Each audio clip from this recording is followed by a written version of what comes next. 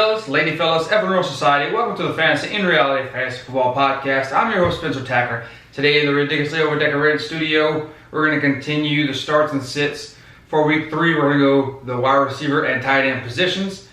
Now, our last one for quarterbacks and running backs was a bit long-winded, so I'll try to compress it down. Plus, we lost a little bit of content, so I'll try to go more brief, a little quicker. That way I know it all records. Our first game, we have the New York Jets and the New England Patriots. We will start Robbie Anderson because of the fact that he could see a lot of bombs. With Falk in, he could be a guy that sees a lot of deeper targets, especially since Jamison Crowder isn't quite the guy anymore that's going to get all the targets that we thought with Trevor Siemian and Sam Darnold. Sam Darnold still has a few weeks left with his mono situation.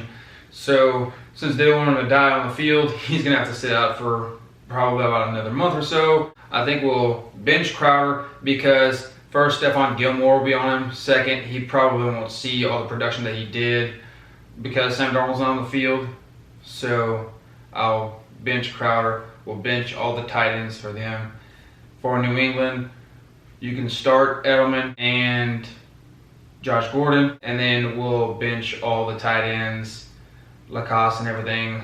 They're not really too effective. We'll wait till Ben Watson gets back. Hopefully he can be much more productive at the tight end position for that team, but we'll have to wait and see.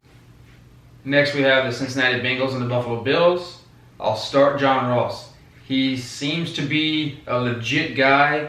Hopefully it's not just this show he's putting on where he looks productive and then further into the season he just dwindles and falls off. Hopefully he can keep this performance up, keep being that number one guy, especially fantasy-wise production. Boyd will be guarded by Tre'Davious White, so that could take him out of the game, and John Ross will be even more valuable. So hopefully, like I said, he keeps up the production. I have a start for him, so I'll sit Boyd because of the Tre'Davious White coverage. I think that White will do a good job and might not have Boyd be as productive, and he'll have just a down day. As far as the tight ends, I'll sit Eifert and Uzama. I'm not sure if Eifert will see decent numbers like he did last week. We'll have to wait and find out. But since there's two guys, I'll rather not start either one of them. For the Bills, John Brown is the obvious number one for Josh Allen, so he's a start. Cole Beasley, maybe in more deep leagues, you could see him getting a lot more targets. Hopefully, if you're in a PPR league, it'll be much more valuable to you. So hopefully you could rely on him to be a flex spot if you're in a tight spot. And for their tight ends, I would bench all of them. Next game, we have the Miami Dolphins and the Dallas Cowboys. Remember, get rid of and bench any of your Miami players. For Dallas, I would start Amari Cooper. He should have a decent game, especially against that terrible Miami team. Michael Gallup is injured. He'll be out, so look for Randall Cobb to see a bit more production. Devin Smith might be a factor. His numbers will go up, but he'll still be a sit for me because he could be that number 3 guy. Cobb, if I had to, would be a start because, like I said, Gallup's out, so it could bump all their numbers up. I'll start Jason Witten. He's had a decently productive season. I don't think they'll use Jarwin a lot, so he'll be a bench. So hopefully that means that Jason Witten's numbers will go up. I'll also, like I said, bench everyone. Gesicki, non-factor. All the Miami Dolphins get rid of him. The Denver Broncos and the Green Bay Packers. I'll start Emmanuel Sanders. He's been fantastic. Looks excellent coming off that Achilles injury. So if he can keep this up, he'll definitely be the number one on that team and could potentially be a top 15 or so receiver at the end of the season. And as for Sutton and Hamilton, I'll bench them.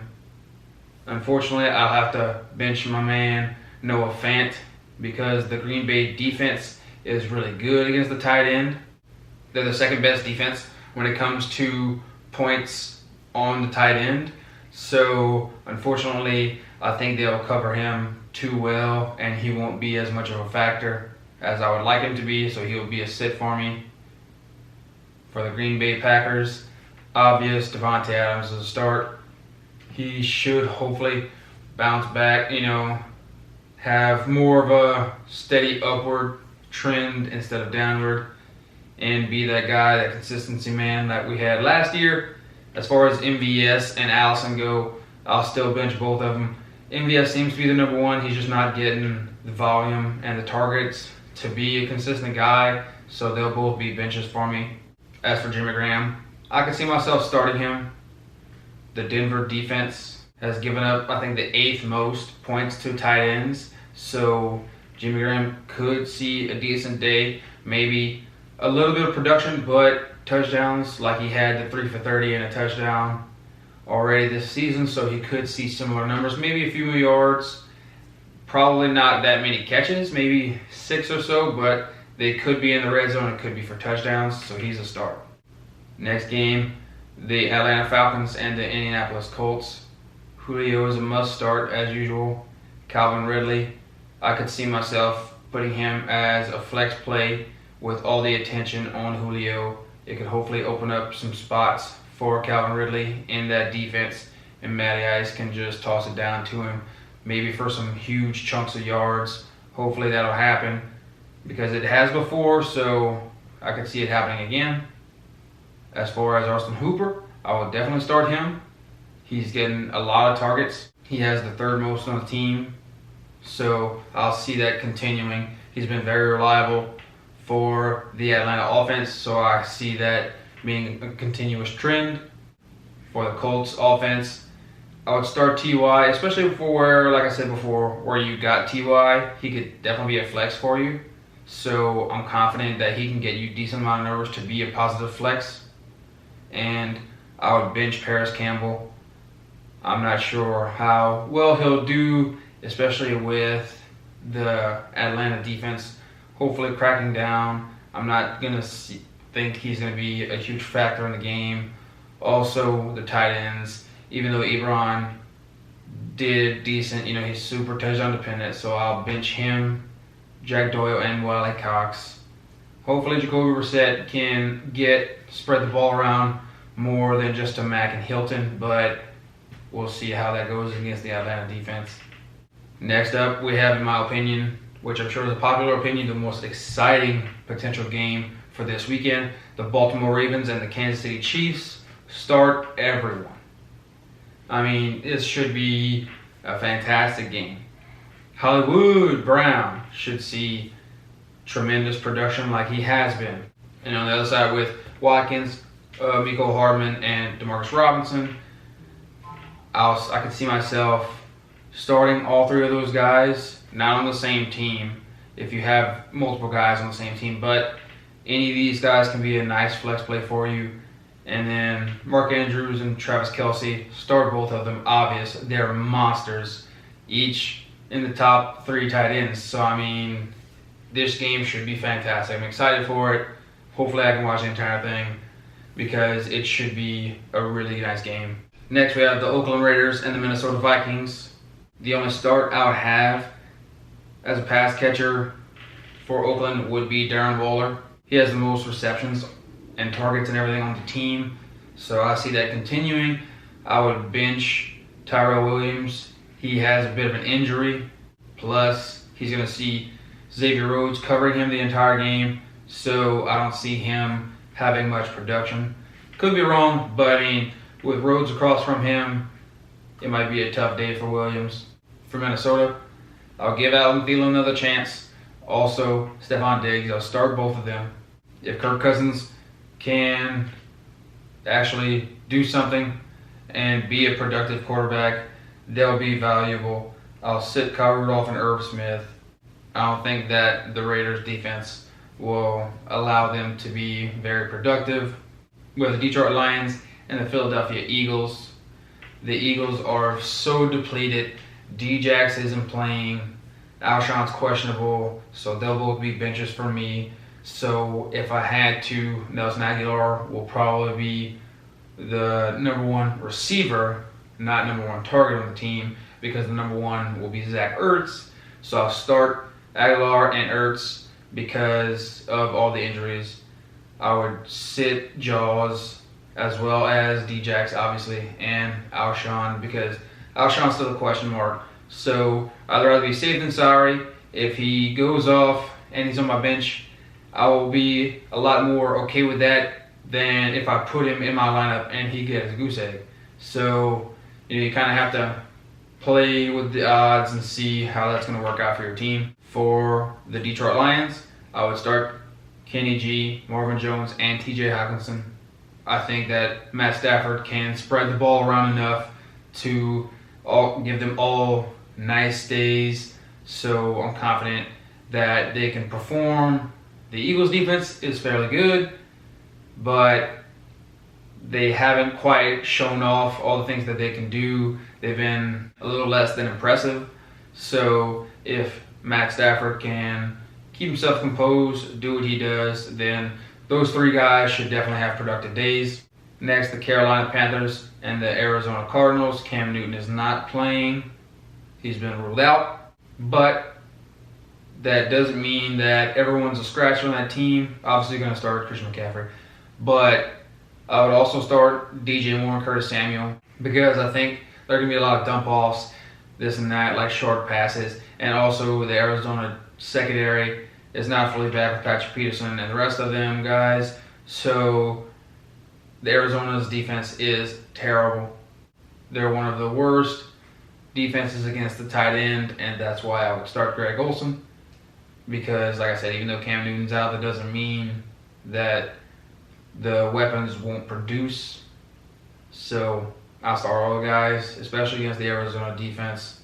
As for the Cardinals offense, I would start Christian Kirk and Larry Fitzgerald, especially when they get into the red zone. I think they're going to target Larry Fitz a lot.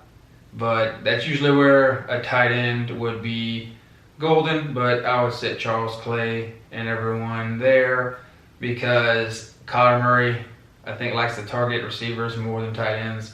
And I think he's going to target Larry Fitz a lot, especially, like I said, in the red zone. So I expect both the receivers to have a decently good day. Next, we have the New York Giants and the Tampa Bay Buccaneers. The Giants, the only guy I would start on that team besides Saquon is still Evan Ingram. I have faith that he can do things with Daniel Jones. Hopefully I'm right. We'll see how Jones' first game as a starter will go. Maybe he can lean on Saquon and Evan Ingram to make him look good and get more comfortable being the starter. So if he can do that, then Evan Ingram should have a good day. For the Buccaneers, I will give Mike Evans another chance. Week 1, he was ill. Week 2, it was that weird thing of not seeing a lot of targets. Godwin went off, did really well. O.J. Howard stunk it up. So I would start Mike Evans, give him another chance. Obviously start Chris Godwin. And then I would probably have to sit O.J. Howard until he proves that he can actually get the job done. The first 2 weeks were you're going to start him and see how it goes. Now we're at the point where we're going to bench him until we see how it goes. Next, we have the Houston Texans and the LA Chargers. Keenan Allen is a must start. Hopefully he can get those targets like he did last week and see an outrageous amount of production. Mike Williams will also be a decent flex play, but if you're not completely confident in him, I can understand the argument for benching him. And Virgil Green, I would probably bench him, even though he could see a decent amount of production being the replacement for Hunter Henry for now. So we'll see how he goes, but I'll pay attention to him, but I'll still bench him. For the Texans, DeAndre Hopkins is a must start, no problem.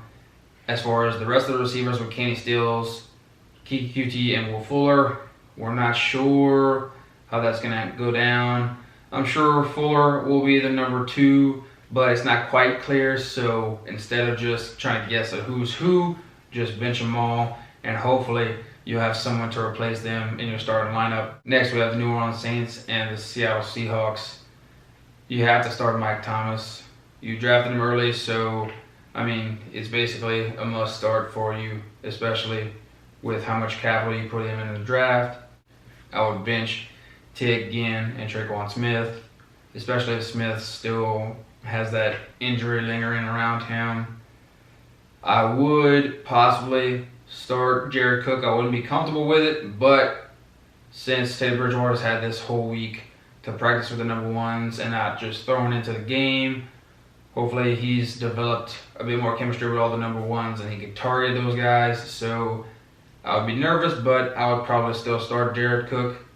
As for the Seahawks, I would start Tyler Lockett, and in maybe a flex spot for deeper leagues, I would start DK Metcalf. I think he'll do real well. The Saints defense has given up a ton of yards, so I would expect that to continue a bit. So Lockett and Metcalf should have good days. But if there's one decent thing about the Saints defense, they don't give up a lot of points to the tight end. So that's where I would have to sit Will Disley. Next, the Pittsburgh Steelers and the San Francisco 49ers. Since they have Mason Rudolph and everything going on around there, you have to taper your expectations a bit, limit them, because they're not going to see the numbers that they did. You start Juju Smith-Schuster, but like I said, don't be crazy excited about it. Be hopeful, but try to be realistic. Now, Mason Rudolph and James Washington know each other. They have chemistry before, so we'll see how that goes. If he can target Washington because he's more familiar with him, I would be nervous to start him, but I would probably start Washington just because of the familiarity between he and the quarterback. I would bench Moncrief, obviously. I would start Vance McDonald because when Rudolph came in, Vance had 2 touchdowns, so hopefully that continues and he'll see an upward trend and get more production and finally have the production that you thought he was going to have coming into the season. For the 49ers, probably the only guy to be comfortable starting at the receiver position would be Deebo Samuel. He's becoming a lot more popular. He's the number 2 behind George Kittle, who obviously would be a start. So he should hopefully see the second targets behind Kittle. And then Pettis, he's an obvious sit until we see anything out of him. And then for Marquise Goodwin, he's much too big play and touchdown dependent. So I wouldn't want to rely on anyone as volatile as that. So he would be a sit for me. And the Sunday night game, we have the LA Rams and the Cleveland Browns. As I said before, should be a really exciting game. I'm looking forward to that one as well. For the Rams receivers, you got to start all of them. They have such high potential to have such breakout games that, I mean, the odds of them not doing anything at all are very low. So you basically have to start any of them. For the tight ends, the first 3 guys are seeing so much production that Higbee and Everett kind of aren't being that productive. I mean, in that offense, a tight end won't be as valuable, so you can definitely bench those 2 guys. For the Browns, Odell Beckham Jr. is obviously a start. He's definitely going to be worth a start. This should be a decently high-scoring game, so you could look for Baker to be targeting OBJ a lot. As for Jarvis, he would be a start with caution. I wouldn't blame you if you benched him. He's kind of had a few drops. Hopefully he can bounce back, do what he does, be an amazing number 2 to OBJ, and they can get the job done. As far as Njoku, he's out, so obviously don't start him. And Brown, I don't think he's going to do much, so I'll bench him, bench Higgins. But all in all, it should be a very fantastic, maybe high-scoring game, depending on how Baker can perform. We'll see how the rest of the team does. And for the Monday night game, we have the Chicago Bears and the Washington Redskins. For the Bears receivers, I would bench Allen Robinson and Anthony Miller. I don't see them having very good games, especially with Trubisky's inconsistency. You just can't rely on anything like that. I would, however, if I had to, start Trey Burton because the Redskins defense is not very good against the tight ends, so hopefully that can mean good things for Burton. But if you want to start him, be very cautious. And for the Redskins, Terry looking nice in his McLaren is doing amazing, especially for a rookie. He's just going off. Case Keenum can hopefully target him. He'll blow up like he does. And then Trey Quinn will be a possible start for me, especially in deeper leagues or flex. He could see more potential. And then Paul Richardson, I wouldn't worry about him. He's a bench. And as for Vernon Davis, he would be a star for me. Although the Chicago defense might be great, they are not very good against the tight end. They've given up the 5th most points to tight ends. So if Case Keenum can target Vernon Davis early and often, it'll be fantastic because he could have a really good day if Case Keenum can be productive and actually get the ball out. If Keenum can keep his head on his shoulders and give everyone the ball, the targets for Washington should be very productive. But those were my starts and sits for the wide receiver and tight end position for week 3. If you have any questions, concerns, thoughts about who you should start and sit based on my start sit lists, I'll try to give you as much of an in-depth and accurate answer as possible for you to set your lineup as efficiently, as impactful as possible to try to get those wins. That's what we're here to do, get the W. So, as always, thank you for tuning in and thank you for your support. Leave all questions, thoughts, topic suggestions, comments down there in the comment section below.